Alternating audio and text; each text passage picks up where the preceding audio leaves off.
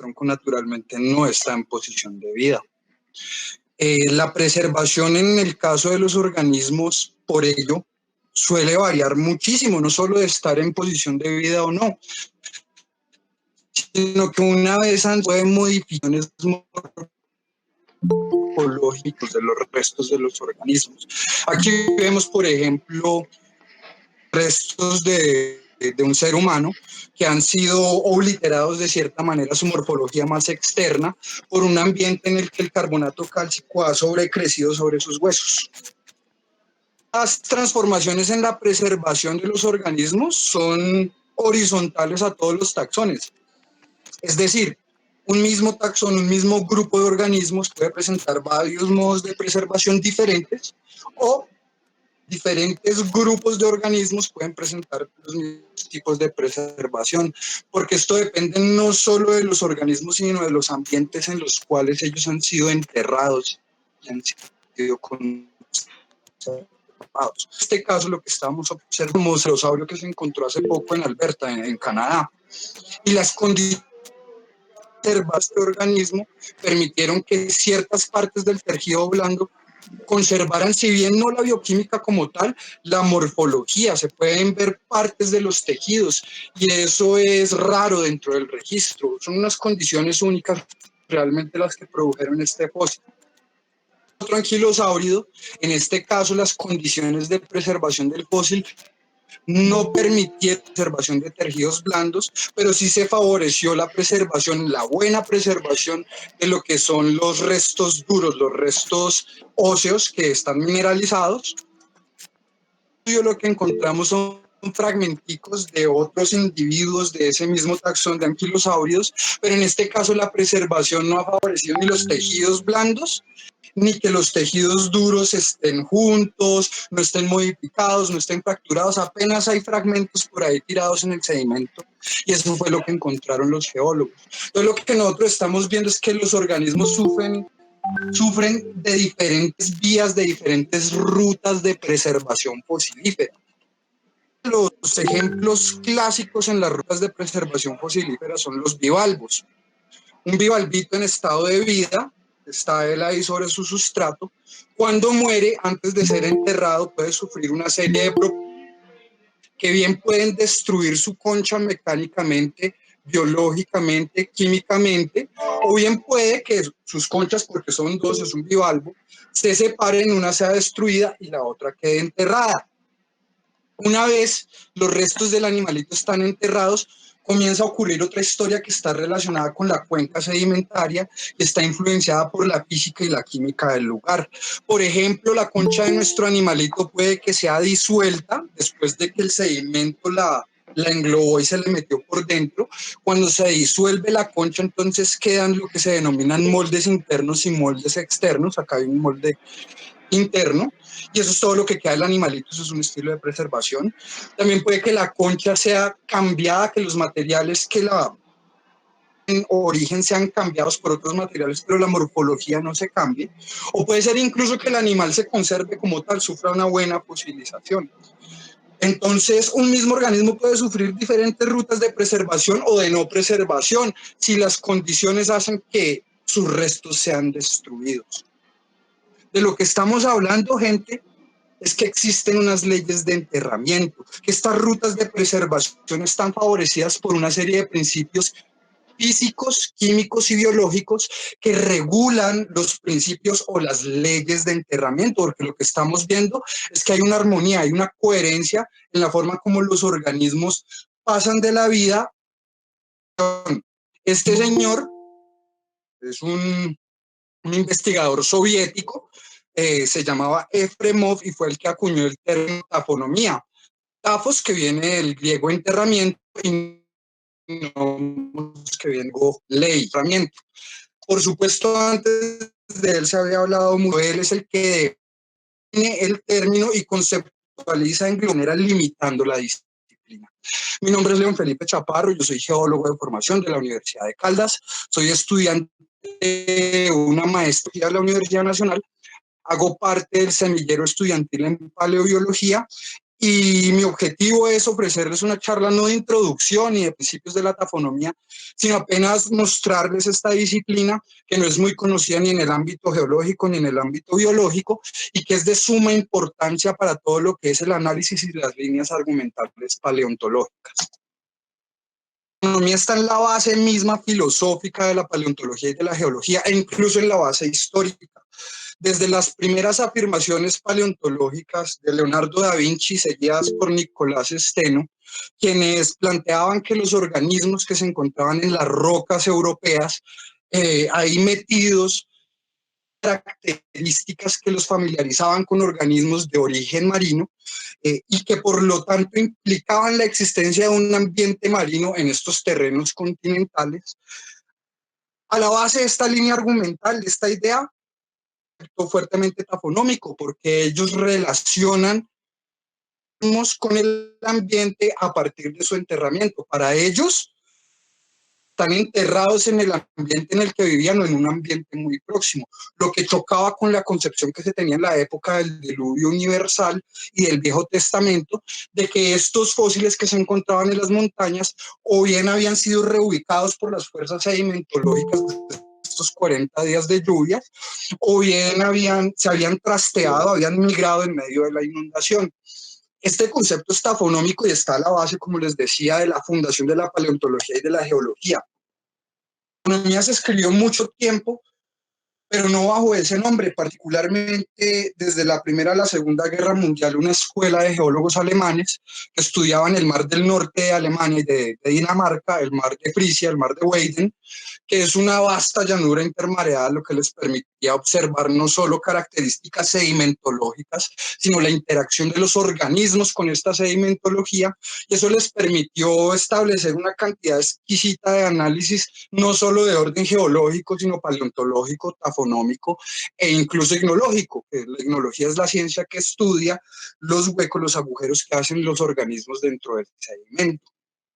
Estos estudios fueron ignorados hasta la Segunda Guerra Mundial cuando termina, porque eran alemanes, había cierto recelo con toda la cultura académica alemana. Una vez pasado este tiempo, se vuelve, la comunidad académica occidental vuelve su vista hacia la literatura producida por los alemanes, la adoptan y comienza el crecimiento de la disciplina. Como ustedes pueden observar, esto es solo un breve repasón de la literatura. Es realmente extraordinario la cantidad de producción científica que desde la mitad del siglo XX hasta el momento se ha producido, conformando la tafonomía como una disciplina paleontológica con su propio rigor, con sus propios métodos y con sus propias perspectivas, tanto a la paleontología como a la geología y a la biología. Ya que les he hablado de los conceptos fundamentales y también como el marco histórico, es necesario entonces que mencione lo fundamental sobre la tafonomía, sobre las leyes de enterramiento. Está dividido, el estudio del proceso de enterramiento está dividido fundamentalmente en dos. Parte es lo que se denomina bioestratinomía, eso que está desde la muerte del organismo, que es enterrado. Como podemos ver en este ejemplo del libro de Martin del 99 de tafonomía, el animalito o el organismo en general, si muere en un lugar donde no es transportado, ya sea por factores ecológicos o sedimentológicos, puede quedar in situ, sus miembros, sus huesos no quedan tan disgregados, y eso es un tipo de preservación. O si el animalito o queda cerca del agua o es transportado cerca del agua y el agua a su vez vuelve y lo transporta como si se tratara de otro clasto, otro elemento sedimentológico, va por tipos de preservación, lo va a disgregar, lo va a juntar con otros animales que también estén flotando hidrodinámicamente en el mismo medio, y eso va a generar otro tipo de comportamiento tafonómico. La segunda parte es a partir de que el animalito, la planta, el organismo es enterrado hasta la litificación. Eso es algo que los geólogos conocemos como diagénesis, y son una serie de procesos que van a permitir que la roca y el fósil se solidifiquen, se litifiquen y se petrifiquen prácticamente. Acá hay un buen ejemplo, una monita en una posición de vida, él queda sobre el sustrato, es rápidamente enterrado. Una vez enterrado el sedimento y los componentes químicos del sedimento o que están por allí entran a interactuar con el organismo le cambian la mineralogía, lo hipermineralizan y de esta manera generan otros tipos de preservación. O bien puede, como señala en este ejemplo acá, de preservación no sea el más óptimo, haya un ambiente de acidez y que por lo tanto en lugar de favorecer la preservación, lo que se genera es una destrucción, una obliteración del fósil. La taxonomía desde la muerte hasta el enterramiento y por el otro lado la diagénesis desde el enterramiento hasta la litificación. Si entendemos esto, entonces entendemos que estas rutas tafonómicas, estas rutas que siguen los organismos una vez están muertos hasta su enterramiento, determinan la preservación. Y si estas rutas están influenciadas por la física, la química y la biología, si entendemos las características tafonómicas de los organismos, podemos llegar a dilucidar las rutas tafonómicas y por lo tanto saber algo del ambiente de sedimentación del organismo. Acá tenemos dos ejemplos de cómo un autiloideo, por ejemplo, en su bioestratinomía, en su paso de la muerte al enterramiento, puede tener dos rutas diferentes. Si el animalito vive en un nivel del mar que está por debajo de una línea, hidroestática no es suficiente para mantenerlo abajo, sino que los gases de las cámaras de su propia concha hacen que suba. Ese animalito va a tener una historia de transporte que va a ser superficial, mientras que un autiloideo que muere por debajo de esta línea y sufre una presión hidrostática que no le permite salir y lo mantiene abajo y lo entierra, las concreciones son unos agregados minerales que van creciendo en la porosidad de la roca, crece dentro de la roca, que se haya preservado in situ, en la posición de vida, nos indica que sufrió un enterramiento rápido, al menos en lo que respecta al tiempo. Es un shell bed, literalmente es una capa de conchas, las conchas están desarticuladas, unas adentro de las otras, están en posiciones diferentes, desorganizadas. Esto nos habla de un ambiente de energía alta en el que las conchas estuvieron expuestas a un vaivén constante. Definitivamente esto nos habla de organismos que no están enterrados in situ, han sufrido transporte, a diferencia del árbol que acabamos de ver. Monite que no alcanzó a ser protegido por una concreción o no alcanzó a rellenarse bien por sedimentos o no alcanzó a atravesar algún proceso diagenético que lo protegiera y fue aplastado por la presión litostática que había sobre él de los sedimentos que se iban acumulando. Otro tipo de preservación nos habla de otra vía tafonómica. Y esta es una monite que se conservó bien en una se enterró, la concreción creció alrededor de él y la presión litostática no lo alcanzó a dañar. Lo que vemos acá es que económico tiene diversas importancias si usted lo ve desde el punto de vista del análisis geológico. Características tafonómicas, ellas nos pueden dar una idea del paleoambiente, tanto geoquímicamente dentro de la cuenca, las variaciones dentro del pH o dentro de las condiciones sedimentológicas y de porosidad, o también incluso en los niveles energéticos en los cuales han sido transportados los organismos. En paleoecología también es muy importante porque si usted determina que determinado ensamblaje de la verdad me fósiles... toca comer acá arriba. ¿Me lo subiría, porfa? Es que hay alguien con el micrófono prendido, me distrae. Paleoecológicamente son importantes porque si usted determina que es un ensamblaje de fósiles ha sufrido transporte y viene de otro lugar, ese ensamblaje de fósiles no le está hablando usted de la ecología del lugar donde están enterrados. Luego la paleoecología está alterada y es importante tenerlo en cuenta. Han existido varios errores en varios artículos, en varios libros, por no tener en consideración precisamente este dato.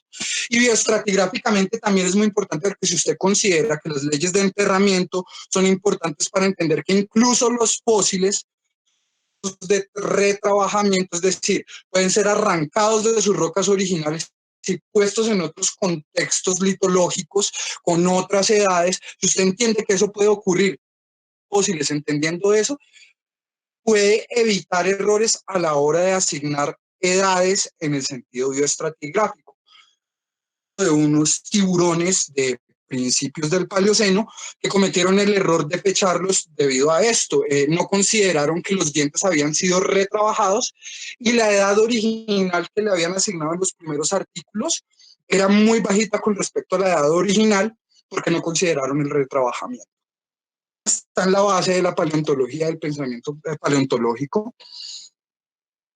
La disciplina ha permitido algunos principios que son prácticamente transversales, son principios, no son leyes. Eso quiere decir que generalmente ocurre así, pero no siempre. No son como la ley de la gravitación, que sí es vertical, sino que señalan tendencias.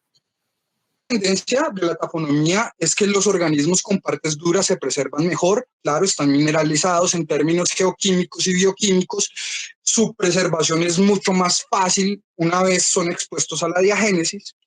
El enterramiento rápido favorece la preservación, claro, porque una vez los restos de los organismos, previene que otros agentes biológicos los degraden, los disgreguen, además que también si es de grano fino, la litología que los tapa y los entierra rápidamente, también va a producir como una envoltura que los va a proteger del resto del ambiente. Los lodos son muy finitos,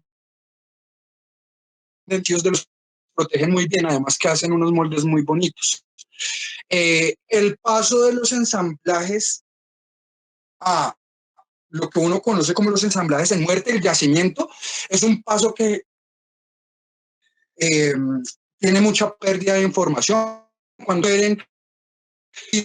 son sometidos a agentes que los carroñan, a bioorganismos, microorganismos que los pudren y favorecen la disgregación, y por lo tanto encontramos enterrado de ninguna manera es un reflejo original, hay una pérdida de la información.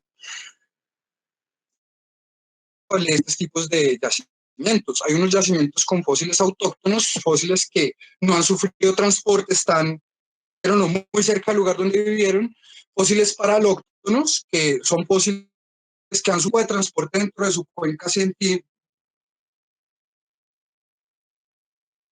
pero dentro de la misma que han sufrido transporte donde quedaron, restos de plantas en una cuenca marina, mixtos, en donde hay, por ejemplo, bivalvos que todo el mar con fragmentos de plantas.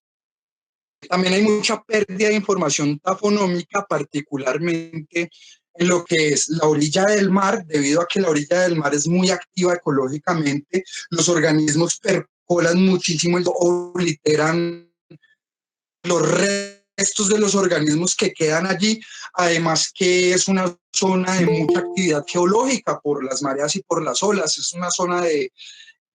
Entonces la preservación tafonómica, mientras que en el continente la peor preservación o las peores vías de preservación son las que tienen que ver con el transporte desde la muerte del organismo hasta su enterramiento, porque pues en ello tiene que ver la gravedad, los animales ruedan, se disgregan, además se someten al sol, a los elementos.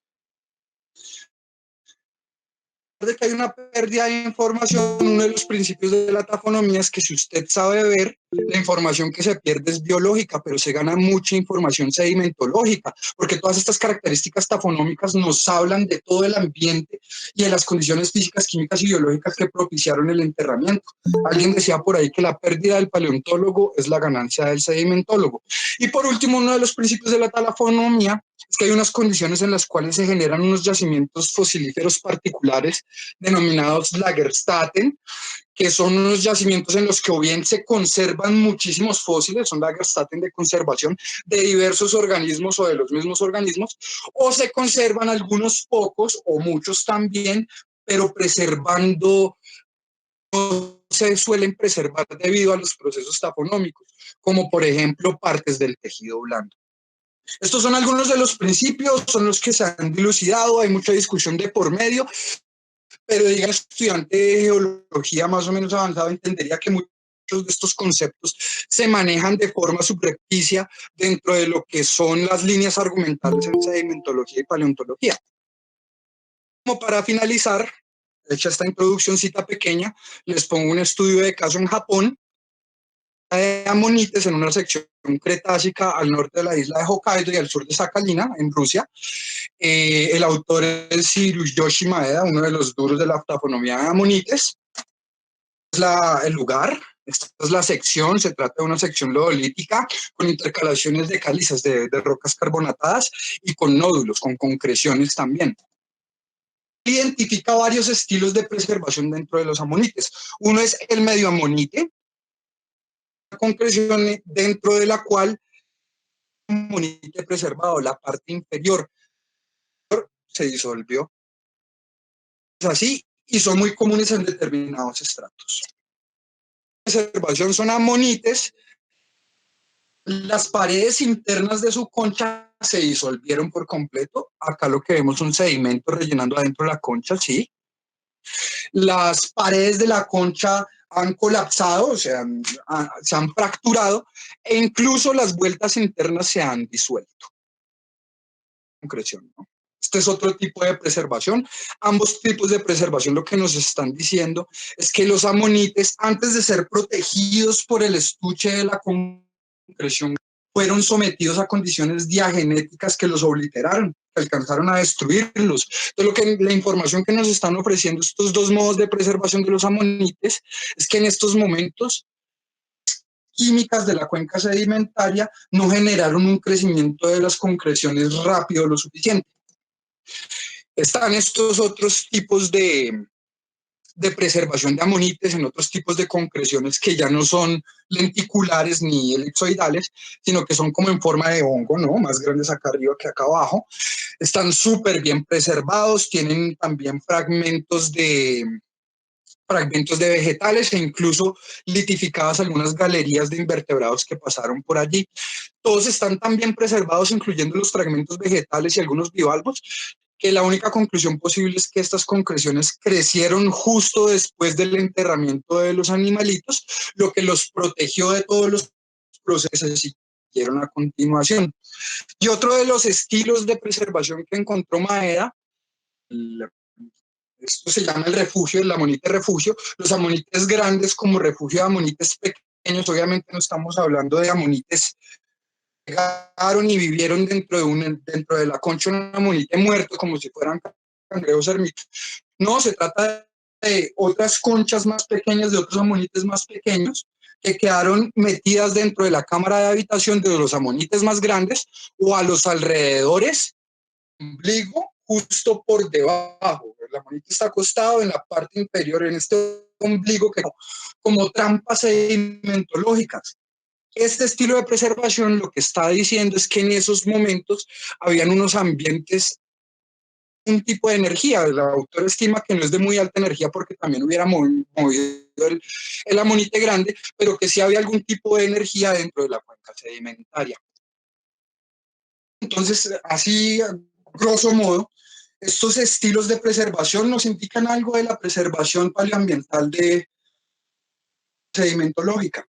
Y en ese sentido nos orientan a la importancia de la tafonomía. Así que a manera de conclusión, decir que la tafonomía estudia las leyes o los principios de enterramiento, es decir, el paso de los organismos de la biosfera, de la vida, a la litosfera. La tafonomía está dividida en dos. Por un lado está la bioestratinomía, que son los procesos desde la muerte hasta el enterramiento. Los amonites, por ejemplo, pueden flotar, los vertebrados pueden, comunidades continentales, roñas, ser desgregados. Después está la fosildiagénesis, que es todo el proceso tafonómico desde el momento del enterramiento hasta la litificación. Las modificaciones acá son más de orden mineralógico, pero también pueden existir otro tipo de modificaciones. Las rutas tafonómicas, es decir, las rutas que toman los organismos desde el momento en el que mueren hasta el momento de su preservación, son influenciadas por principios físicos, químicos y biológicos. Eso es lo único que las está alterando y las está influenciando directamente. Y en tal sentido, características tafonómicas, dilucidar la ruta tafonómica y entender cuáles son las condiciones que influenciaron la preservación, son conceptos y son análisis que son útiles desde el punto de vista del análisis paleoambiental, paleoecológico y bioestratigráfico. El amonite piritizado es un estilo de preservación divino, que es más mineralógico, tiene que ver con la diagénesis, de baja oxigenación. Y pues no, nada, lo traigo aquí como para cerrar la charla. Espero haber sido lo suficientemente claro. Era una vaina absolutamente básica. Muchas gracias. Espero entonces que haya sido claro y espero sus preguntas. Listo, chicos. Entonces, los que tengan dudas o preguntas, este es el momento. Tenemos unos 20 minutos para preguntas y después vamos a hacer algunas aclaraciones sobre la siguiente sesión del semillero. Entonces, si tienen dudas, es el momento.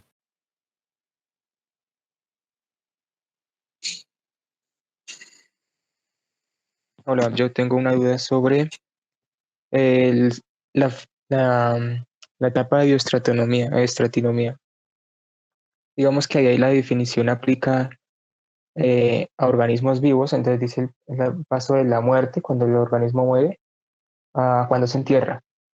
Pero digamos en el caso de, no sé, las heces fosilizadas, los coprolitos o alguna otra cosa que haya dejado el animal, saliva fosilizada, no sé si exista, pero digamos, también sufrirían bioestratinomía, aunque no muere, ¿no? Es una excelente pregunta, ¿no? Estos restos de los organismos hacen parte como tal, pero sí hay evidencias de regurgitados, por ejemplo, por individuos tipo lechuzas, estaban vivos hasta que se enterraron.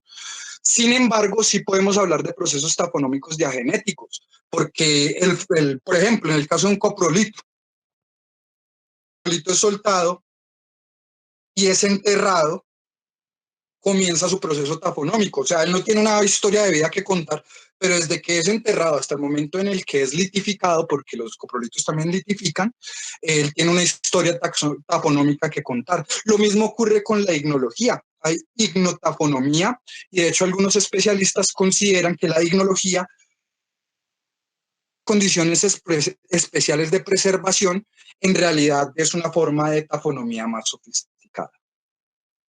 La pregunta, Eric. Sí, sí. Vale. Yo tengo otra pregunta. ¿Cómo, hola, ¿cómo estás? ¿Cómo reconocer en un fósil si ha habido retrabajamiento? No te escuché muy bien, pero creo que me preguntaste cómo reconocer un retrabajamiento en un fósil. Exactamente. Sí. La tafonomía es denominada la ciencia más geológica dentro de todas las ciencias que abarcan la paleontología, porque todos sus componentes son en el orden de la geología, mineralogía y de sedimentología básicas, particularmente, ¿sí? Pero si tú quieres saber si un fósil no pertenece a un determinado yacimiento, uno empezaría mirando su mineralogía. Si hay dos tipos de amonites, si hay unos amonites que tienen un estilo de preservación que está dentro de los mismos, pero tiene, por ejemplo, permineralizaciones de pirita o tiene algunos cambios mineralógicos que no aplican en los demás, eso comienza a darle pistas a uno de que estos organismos atravesaron otras rutas tafonómicas y pueden venir de otros lugares.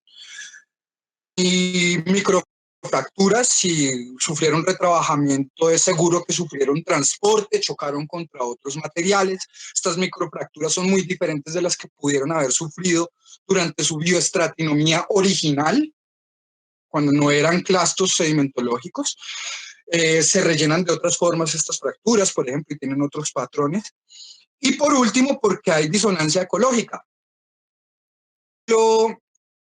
Si algún día los terrenos que hay en Villavieja, en todo esto que es la formación Villavieja, que tiene restos de mamíferos fósiles del Mioceno, dar una sección de estos sedimentos que están siendo desgarrados de esa formación, restos de otros sedimentos que vienen de las montañas alrededor, que son cretácicas y que traen amonites y que traen bivalvos cretácicos, fijar en un conjunto ecológica y temporal que descubra este yacimiento, porque va a encontrar primero mamíferos con amonites totalmente diferentes y va a encontrar unos mamíferos que son cenozoicos con amonites que son cretácicos, una disonancia temporal. Entonces, para estudiar este tipo de retrabajamiento, lo que hay que buscar particularmente son disonancias. Disonancias ecológicas, disonancias temporales o disonancias de orden mineralógico o estructural dentro de las condiciones físicas del fósil. No sé si me hice entender. Sí, muchísimas gracias. Listo. León, una aclaración. También hay preguntas en el chat para que la responda también, por favor. Ok. Uy, carajo, respecto a los Lagerstätten, ¿se puede considerar algunos yacimientos en Colombia de esta manera? Sí, fundamentalmente dos. La formación paja vendría siendo un Lagerstätten de conservación, porque tiene una cantidad extraordinaria de organismos de diferentes afinidades, en algunos casos bien preservados, muy bien preservados. También podría estar Floresta, porque también conserva unas grandes cantidades de fósiles.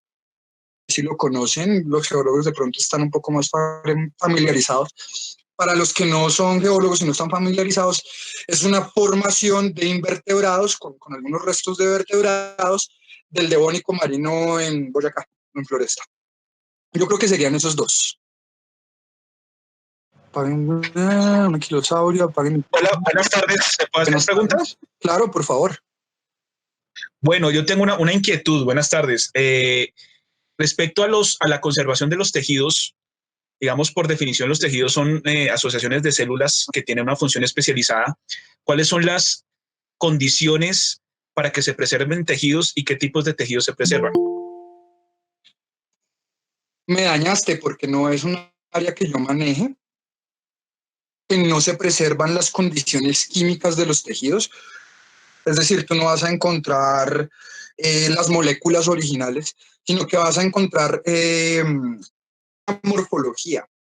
Particularmente, tengo entendido de algún artículo, la forma de la célula o la forma de alguno que otro organelo, pero sin entrar a preservar. Eso ya es otro nivel. Pero las condiciones bajo las cuales se conservan, por ejemplo, en el caso del anquilosaurio este que te mostré, la momia, realmente desconozco la taxonomía del proceso y te estaría diciendo mentiras si te dijera cualquier otra cosa. ¿Puedo intervenir ahí con un comentario? Por supuesto. Con respecto a lo que preguntaba el compañero David, me parece, lo que sucede es que en algunos casos, dentro de algunas burbujas que quedan, se conserva restos de fluido, restos de líquido, restos de gases y de fluidos producidos por los organismos.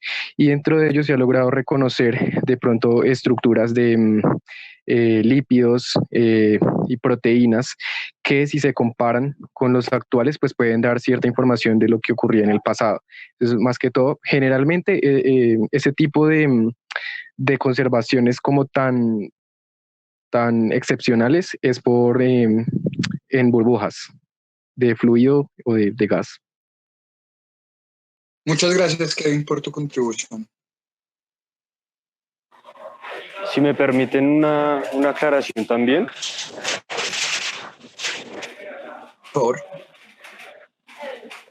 Sí, respecto a la conservación de tejidos, pues se puede dar por diferentes cuestiones y en diferentes condiciones. Una de ellas puede ser que el animal se haya congelado. En ese momento pues se va a lograr como la mejor conservación de tejidos posible. O también se puede dar pues las condiciones sí pues varían mucho y tienen que ver más con la cantidad de oxígeno en el área, la salinidad del agua, si está digamos, en un ambiente marino. También dependerá de la temperatura y de la producción de gas. Y bueno, todo esto, tanto la salinidad como la temperatura, determinará la producción de gases internos de descomposición, que afecta pues la cantidad, digamos, o que también se va a conservar el animal. Entonces, bueno, eso son unas cuestiones. Y la otra, para, digamos, tejidos blandos, que creo que es lo que le interesa al compañero, estamos hablando que tiene que haber una participación bacteriana muy importante para, digamos, esta conservación, y tiene que haber condiciones químicas en el agua que permitan que se precipite algún mineral que reemplace la estructura o la forma de los tejidos. Como decía bien León ahorita, no es precisamente que se vaya a conservar el músculo y entonces se encuentren células como tal, sino más bien va a ser la estructura. Entonces, las bacterias que se van a encargar de más bien de desintegrar el músculo pueden bien en su proceso de generar energía formar diferentes minerales, normalmente carbonato de calcio o fosfatos, y estos van a reemplazar la estructura del músculo. O también puede darse que las bacterias se fosilicen sobre digamos, la estructura del tejido y copien así las mismas, digamos, la misma forma que tenía el tejido. Estos son los casos en donde digamos, en donde se va a preservar mejor, de mejor forma estos tejidos. Listo, eso es todo. Gracias. Muchas gracias, José. Por supuesto, estamos hablando de litificación, ¿no? Fósiles, como los que aún se encuentran en la tundra, en las tundras holobárticas, los procesos de preservación pueden estar por las bajas temperaturas. Ahí sí pues podemos estar hablando de tejidos como tal, pero en el otro caso no hablamos de tejidos como tal, sino podríamos hablar de biomarcadores incluso o cosas así, pero no de los tejidos como tal. Muchas gracias, José. No sé si tengan alguna otra duda. En mosquitos preservados en ámbar, que el ámbar funciona como antibiótico y de pronto que no se descomponga. Eso de Jurassic Park es cierto que se conservan tejidos. En la vida real, mosquitos conservan los tejidos en el ámbar. Me corchas, aunque alguna vez leí un artículo que decía que independiente de la química, de la microquímica producida por el microambiente del ámbar, el ADN no tiene una capacidad de conservar su estructura molecular más allá de los cientos de miles de años. Me leí un par de artículos que aseguran lo contrario, pero hablar de millones de años a mí me parece arriesgado, en realidad. Sin embargo, pues es un área que no domino, viejo Eric.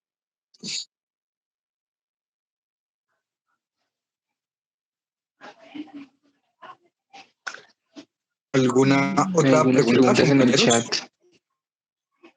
Sí, estaba mirando, pero creo que ya salimos de varias de ellas. Hay una... Pucha. ¿Qué más? Momificación, incluso un alquitrán. Sí, bien. Me faltó observación en los tar pits, como los que hay en California o en Perú. Brea. Los animales quedan capturados. No sé si ustedes conocen la brea, básicamente es origen orgánico muy pegajoso. Si un vertebrado pasa por allí, este material es resumado por las porosidades de las areniscas o de otros estilos de sedimentología más gruesa.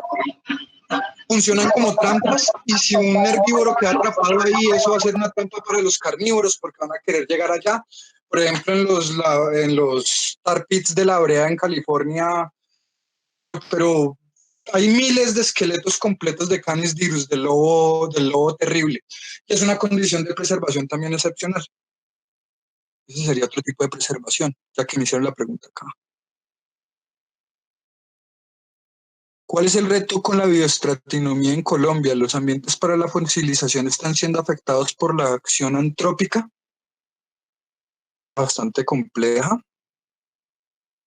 Retos fundamentales dentro de la bioestratinomía en Colombia es ayudar a aclarar los paleoambientes en determinadas formaciones más conceptuales desde el punto de vista ecológica, por ejemplo. Por ejemplo, la formación paja. Todos los que estamos familiarizados con ella es una cosa muy loca desde el punto de vista paleoecológico.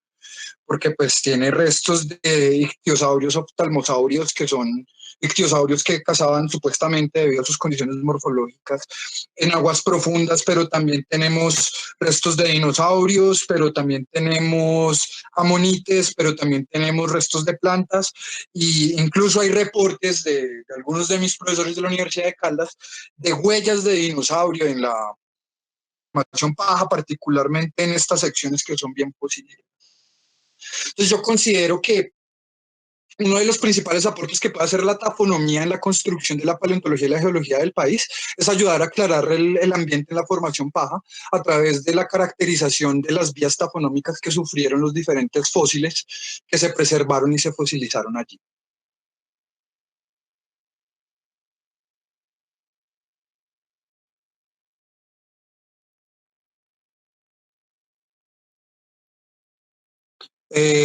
Pregunta de Jorge Ignacio Mesa. ¿La tafonomía se aborda de una manera similar para los fósiles de plantas?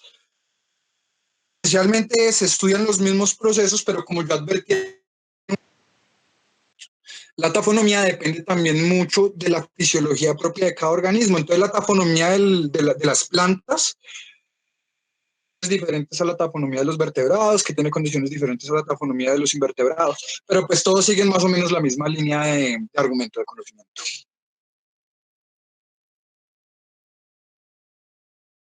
Diego, no sé, ¿qué dirás? No veo más preguntas nuevas.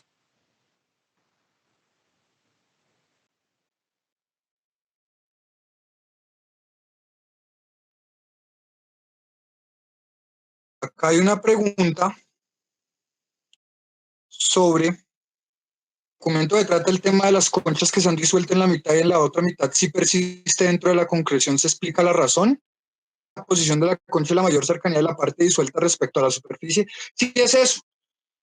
Ese estilo de preservación de esas amonitas,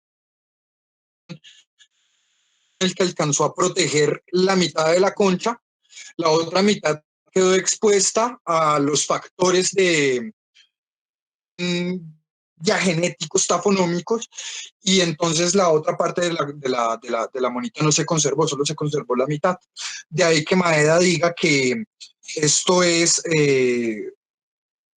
para aseverar que en la cuenca sedimentaria, en estos niveles donde se genera este tipo de preservación, las concreciones no crecían a la velocidad en la que crecían y se alcanzaban a cubrir los amonites.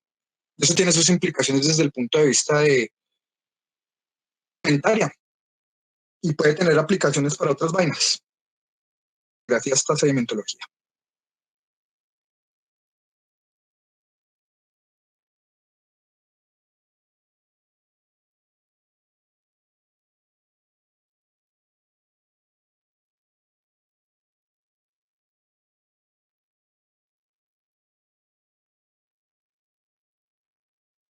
Listo, creo que han sido todas las dudas. Si alguno tiene otra duda, pues es el momento.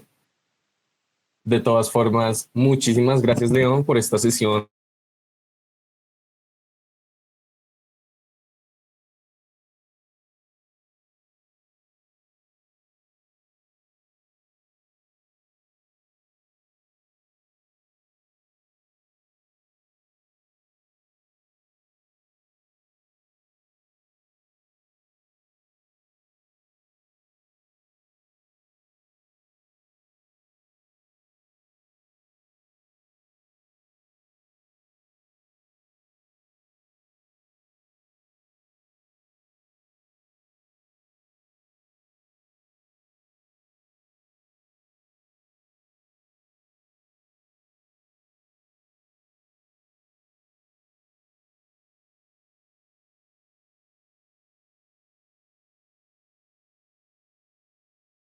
Listo, chicos. Bueno, ahora sí, nuevamente, muchísimas gracias, León, por esta sesión del Semillero de Paleobiología. Para los que no son parte de la universidad, este es un semillero de investigación de la universidad que trata temas de paleontología variados, división de investigación.